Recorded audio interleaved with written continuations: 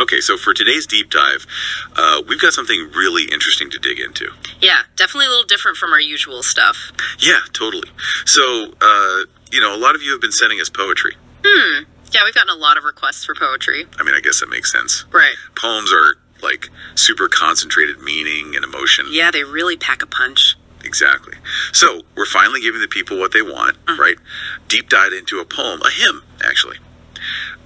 It's by this Indian spiritual leader, Chithambaram Ramalinga Swamy. Wow. Yeah, I remember from my research, he was like a really big deal back in the 19th century. Yeah, like a social reformer, poet, and I think they even considered him a saint. Right, a saint. That's it. Yeah. Okay, so this poem, it's packed with profound stuff, life, death, truth, wisdom, all the biggies. A whole shebang. Haha, yeah. But the thing that really, jumped out at us, right, was this idea of deathless life. Deathless life, huh? Okay, I like where this is going. Yeah, right. It sounds kind of, I don't know, maybe a little dramatic, a little intense. Well, I mean, death is kind of a big deal. Oh, totally. But, the way he talks about it, it's not about, literally living forever. Right, it's more philosophical. Yeah, exactly. More about, living a life that's so full of, I don't know, meaning and impact. Like leaving a legacy. Yes. Legacy, that's perfect. Your life continues to, echo or ripple outwards even after you're gone. I see. Exactly. Okay, so to get a feel for his style, let's jump right in. So right off the bat, he hits you with this line. Feeling the purity in the tears that flow from the eyes. Okay, wow. Right out the gate, he's not holding back. Nope, not at all. What do you make of that line? I mean, it's, so vivid, right? Yeah, purity in tears. It's interesting. I mean, tears, they're often tied to sadness, grief, right? But purity adds a whole other layer. Yeah, it's almost cleansing or essential. These tears are stripping away something, revealing something raw and real. Like a purifying fire. Exactly. Okay, so we've got these powerful, pure tears, right?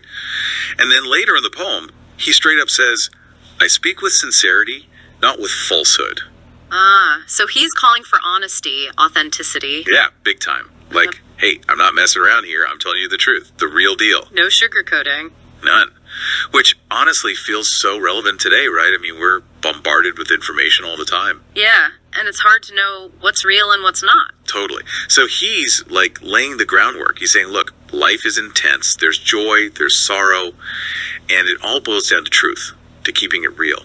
I like that. So he's setting the stage for this deathless life. Yeah. But how do we get there? What's the path? Right, exactly. Well, he introduces this interesting figure, a king or sovereign. It's clearly a metaphor for a higher power. Okay, a king. So that brings in ideas of authority, guidance, maybe even divine law. Yeah, totally. Which makes me think, a lot of spiritual traditions emphasize surrender, letting go of the ego. Right, going with the flow. Right. But a king, he's also about setting boundaries, giving commands. Right, yeah, there's a structure, a system in place. So how does that fit with Ramalinga Swamy's emphasis on personal sincerity, on finding your own truth? Is he saying there's a right way and a wrong way to live? Or is it more about aligning yourself with some kind of cosmic order? That's the big question, isn't it? It's definitely a paradox. Maybe it's about finding a balance between surrendering to something greater than ourselves and staying true to our own inner compass. Yeah, find that sweet spot, that harmony. Yeah, the middle path. Right. And maybe that's how we achieve this deathless life. Finding that balance, the key to transcending death. Possibly. I mean, he doesn't, spell it out for us, right? It's all very poetic, very metaphorical. Yeah, he leaves room for interpretation, for personal reflection. Exactly. Okay, so we have these intense emotions, the search for truth, this king figure. But, what does it all actually look like, this deathless life? Right, how does it manifest? Yeah. Well, he doesn't give us, a step-by-step guide, but he does use some really striking imagery. Like those tears of purity. Exactly. So, to me, it's not about, literally living forever. It's more about living in a way that's so full, so aligned with truth and compassion. Yeah, your actions, your love, your energy, it all keeps radiating outwards, even after you're physically gone. Exactly. Yeah. Like ripples in a pond, they keep spreading, even after the stone's sunk. I like that. Yeah, it keeps impacting the world. And that, to me, is the essence of deathless life. It's not about avoiding death. It's about living a life that's so meaningful, it transcends death. It's interesting that he connects deathless life to alleviating suffering, too. They're intertwined somehow. Oh, yeah. He says, Living in this great life, free from death, may we with melting hearts be filled with love. Yeah, melting hearts, like our compassion, our empathy, that's part of the path to this deathless life. Totally. Yeah. And maybe, like, by alleviating suffering, we're also contributing to this, like, collective legacy of good in the world. Like we're all part of this bigger tapestry. Right. Which I think brings us back to that idea of the gathering of truth. Yeah, the idea that truth isn't just some individual thing, it's something we create together. Exactly. And it makes me think about, we live in a world where everyone's got their own truth, their own version of reality. Yeah, so many different voices, different perspectives. Totally. Which can be great, right? Diversity, all that. Yeah. But it can also be overwhelming. And sometimes, like, isolating. Yeah, exactly. So I think that's the big question Ramalinga Swamy leaves us with, right? If deathless life is about this collective gathering of truth, then where do we find that in our own lives? In a world that feels increasingly fragmented, how do we come together and create something that's greater than ourselves? Right. It's a tough one, but definitely worth thinking about. Yeah, absolutely. Food for thought. Definitely food for thought. I think Ramalinga Swamy would approve. Yeah, I think you would too. This deep dive made me really appreciate his work. Like, he's not giving us easy answers, but he's asking the right questions. Yeah, absolutely. Yeah. He's pushing us to think deeper, to look beyond the surface. And to find those connections, those threads of truth that weave us all together. Beautiful. Yeah, beautifully said. Thanks. So, listeners, we'd love to hear your thoughts. Where do you find your own gathering of truth? Hit us up on social media. Let us know. Yeah, let's keep this conversation going. Because honestly, that's part of the deathless life, right? Yeah, it totally is. Sharing ideas, connecting with each other, it all leaves a mark. And who knows, maybe it'll ripple out further than we can even imagine. Maybe so. All right, folks. That's a wrap for this deep dive. Thanks for joining us. Thanks for listening, everyone. We'll catch you next time. Welcome to today's deep dive, where we'll be exploring a really captivating piece of poetry. It's Hymn 2 by Chithambaram Ramalinga Swamy. Oh, yeah. Now, before we kind of jump into the actual poem itself, I think a little context might be helpful. So Ramalinga Swamy was a 19th century mystic, and his work often explored themes of compassion and spiritual liberation and this really deep search for truth. Yeah. And so with that in mind, let's kind of get to the heart of this poem. It sets up this like really interesting conflict between material possessions and spiritual wealth. And I'm really curious to hear your take on it. Yeah, it's fascinating how this poem, even though it was written centuries ago, still resonates so deeply with our own struggles with materialism and that search for meaning. Exactly. And right from the opening lines, it's like the poet is grabbing our attention, like really laying out the central conflict. The first lines read, "This moment of opportunity, see here, I am the one who has entered. Do not think my words are false, for they are true." I mean, what do you make of this bold declaration? Yeah, it's a powerful opening for sure. The speaker is really establishing their authority right from the start, kind of demanding that we listen, pay attention to the truth they're about to reveal. Right, but then it gets even more interesting when the poem goes on to say, "Those who have the true essence, the ones who have acquired it, along with possessions, the worldly goods, all are temporary." This contrast between true essence and worldly goods, it feels like the core tension of the whole poem, wouldn't you say? Absolutely. The poem is immediately highlighting the fleeting nature of material possessions Yeah. and kind of setting the stage for this exploration of what truly constitutes lasting wealth. And it's not just about saying, like, material things are bad. It's more nuanced than that. Right. The poem seems to be urging us to question our priorities, to look beyond the surface and seek out, like, this deeper meaning. And it does that so beautifully with these vivid metaphors, like the sweetness of a ripe sugar cane. The real benefit, the true wealth is like an invaluable gem. I almost feel like I can taste that sugar cane. Feel the weight of that gem. The imagery is so striking. And I think it goes beyond just aesthetic appeal.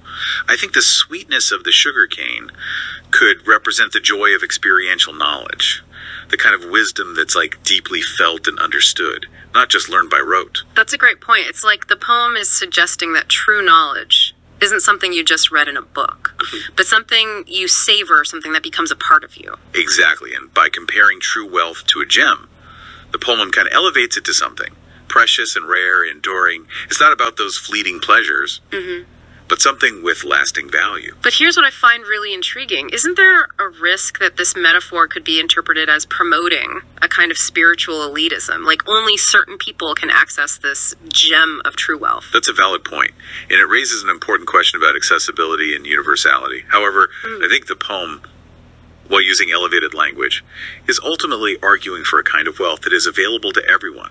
Remember, it's not about material riches, but about cultivating inner qualities like compassion, wisdom, and a connection to something greater than oneself. I see what you mean. It's about a shift in perspective, a recognition that true wealth lies in these qualities that are not bound by social status or material possessions. Precisely. And I think that's what makes this poem so relevant even today. We live in a world that constantly bombards us with messages about material success, and it's easy to get caught up in that chase. But this poem offers a powerful counter-narrative, reminding us that true fulfillment lies in a different kind of pursuit. It's like a wake-up call, inviting us to re-examine our values and question what truly matters in the grand scheme of things. And I think that's where the poem's real power lies. It's not just about presenting a set of beliefs, but prompting us to embark on our own personal journey of discovery. So we've got this central conflict, this contrast between fleeting possessions and lasting spiritual wealth.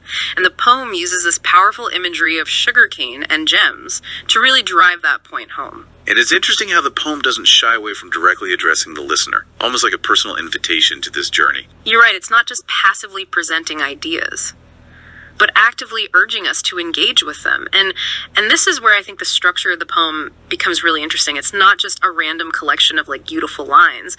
There's a clear progression of building up of the argument, wouldn't you say? Definitely. The poem starts by grabbing our attention, establishing that central conflict, and then it delves deeper layer by layer into this exploration of true wealth.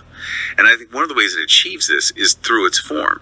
Hymn 2 is actually part of a larger collection of devotional poems written in Tamil, often characterized by their rhythmic structure and use of evocative imagery.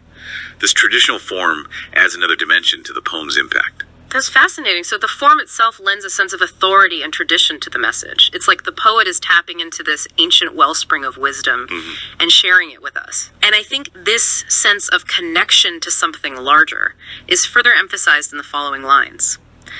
The one who deserves the highest honor, the compassionate one, the noble, is the embodiment of truth with humility. I bow in reverence. It's almost like we're witnessing this act of devotion, this surrender to a higher truth. Exactly. And this act of bowing isn't just about blind faith. It's about recognizing the limitations of our own ego and intellect and acknowledging the existence of something greater than ourselves. This theme of humility is actually quite prevalent in Ramalinga Swamy's work. He believed that true spiritual progress required a shedding of ego and a cultivation of compassion.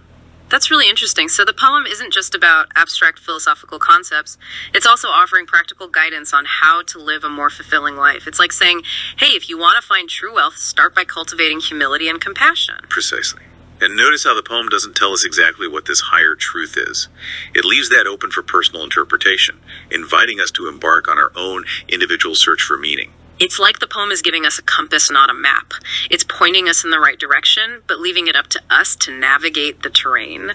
But let's be honest, it's not always easy to find that invaluable gem of truth, is it? I mean, we're constantly bombarded with messages that tell us happiness is about acquiring more things, achieving more status.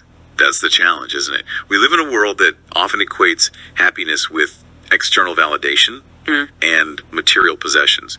But I think this poem is urging us to question those assumptions, to look inward and discover what truly nourishes our soul.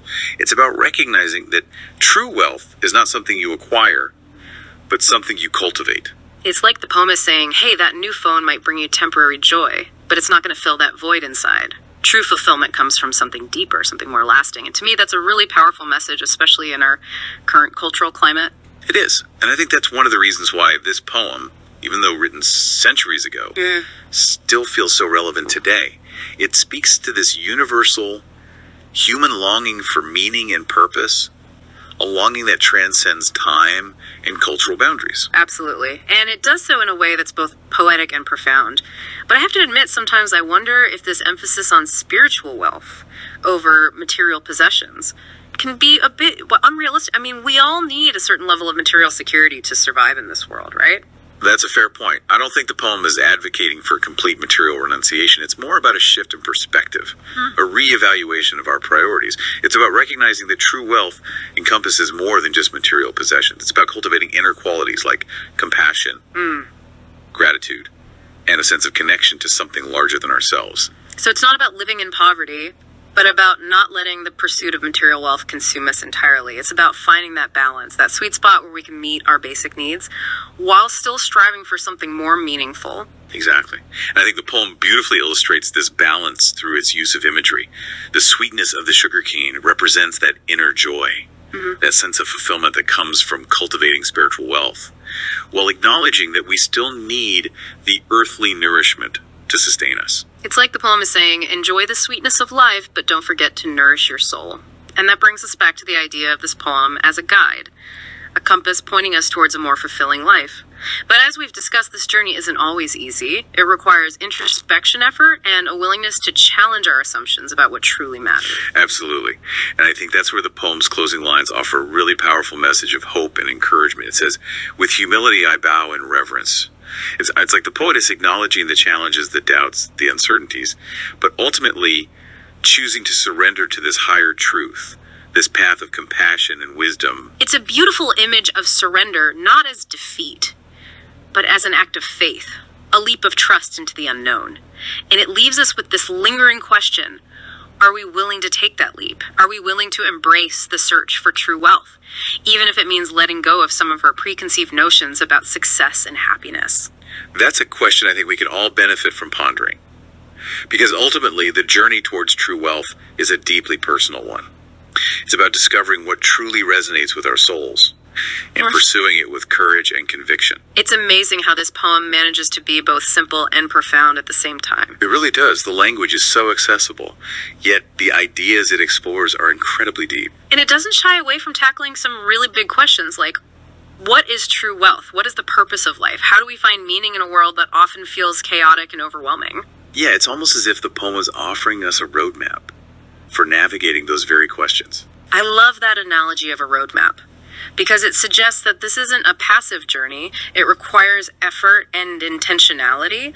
We have to choose to embark on this search for meaning. Exactly.